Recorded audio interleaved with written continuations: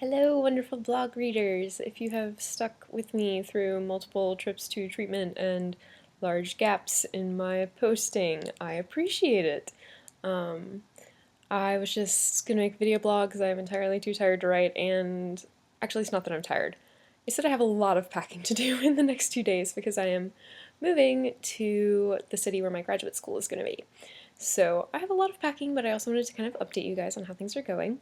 I know that my last post was all about kind of hopping back in the canoe if it tips over.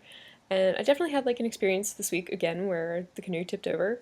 Um, but again, like recovery is all about what you do after that canoe tips over. It's all about, okay, am I going to say screw it and just keep going down the river, floating, or am I going to get the water out of the canoe and hop back in, and head towards shore? So again, like I chose to hop back in the canoe, and it's not always easy. Yesterday it was actually really hard to get back on track, and it was really difficult just because of a lot of eating disorder thoughts and body image stuff going on. But I did get back on track, and I've been working really hard with my therapist and dietitian on getting to the root of some issues and figuring out how we're going to best, keep me in line, I guess. When I go to graduate school. So I'm moving this Saturday, and then I'll be back for a couple of appointments next week with my psychiatrist and dietitian and therapist. And then I will be starting school. It's crazy because this is what I've wanted to do for a very long time. So it's just really exciting to get to have something to focus on. Because I think that's a huge part of recovery is like finding who you really are and having something other than your eating disorder to focus on.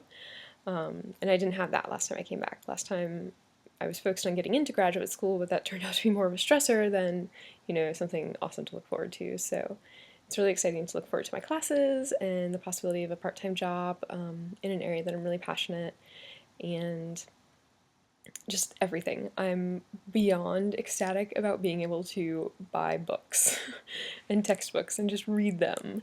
And because my concentration is expressive arts therapy, I also can kind of justify some art supplies and maybe a little tabletop easel. I don't know, we'll see. I was actually really excited last night to find out that all of the watercolors that my sister gave me probably 10 years ago actually still work. So that's a huge, huge thing because that's at least probably $200 worth of art supplies right there that I'm not having to pay for. And I found my good brushes, which is even better. So yeah, I just wanted to check in with all you guys and say hey and apologize for not writing quite as consistently.